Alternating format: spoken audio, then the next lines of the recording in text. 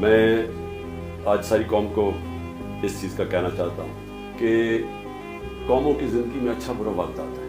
کوئی بھی قوم ایسی نہیں ہوتی جو کہ ہمیشہ اچھا ہی وقت اس کی زندگی میں آئے. اونچ نیچ ایک زندگی کا حصہ ہے اور قوموں کی زندگی کا بھی اونچ نیچ حصہ ہے. کہ دیکھیں جب قوم میں مشکل وقت آتا ہے تو آپ چھوڑ کے باہر نہیں بھاگ جاتے, آپ کھڑے ہو کے مقابلہ کرتے ہیں اس کا اور پھر مشکلیں حل ہو جاتی ہیں. ہمارے سے بہت برے حالات جرمنی اور جاپان کے تھے دوسری جنگ عظیم کے بعد. وہاں بھی تقریباً کوئی بلڈنگ ہی نہیں کھڑی تھی, فیکٹریاں تباہ ہو گئی تھی, شہر سارے تباہ ہو گئے تھے.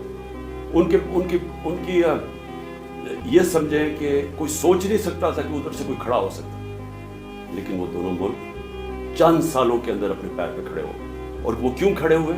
کیونکہ دونوں قومیں تھیں. انہوں نے بحیثیت قوم مقابلہ کیا. مشکل وقت کا قومیں مقابلہ کرتی. یہ نہیں ہوتا کہ جب مشکل وقت آتا ہے تو آپ ملک چھوڑ کے باہر بھاگ جائیں. تو میں اپنی ساری قوم کو کہنا چاہتا ہوں, ہم نے مل کے اس کا مقابلہ کرنا. یہ جو ہمارے اوپر چور مسلط کیے گئے ہیں ان کا ہم نے مقابلہ کرنا. ہم نے باہر نہیں بھاگ جانا. میرے اوپر ہر دوسرے دن کوئی نیا کیس آ جاتا ہے, کبھی ڈسکوالیفائی کریں گے, کبھی اس کو نکالیں گے, کبھی جیل میں ڈالیں گے. میرے لوگوں کے اوپر کیسز ہیں, تو کیا ہم ملک چھوڑ کے تو نہیں باہر بھاگیں؟ میں تو یہی کھڑے ہو کے اس کا مقابلہ کروں گا. جان کو خطرہ ہے لیکن میں یہی مقابلہ کروں گا. اور میں آپ سب کو کہنا چاہتا ہوں کہ یہ اللہ نے ہمیں تحفہ دیا ہے پاکستان.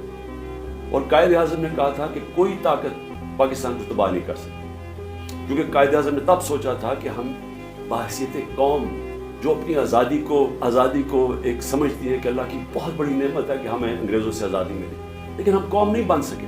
یہ پہلی دفعہ میں دیکھ رہا ہوں کہ میرا ملک کے قوم بننے جا رہا ہے. اور اس لیے میں کہتا ہوں کہ ہم ہر مقابلے کا ہر مشکل کا مقابلہ کر سکیں.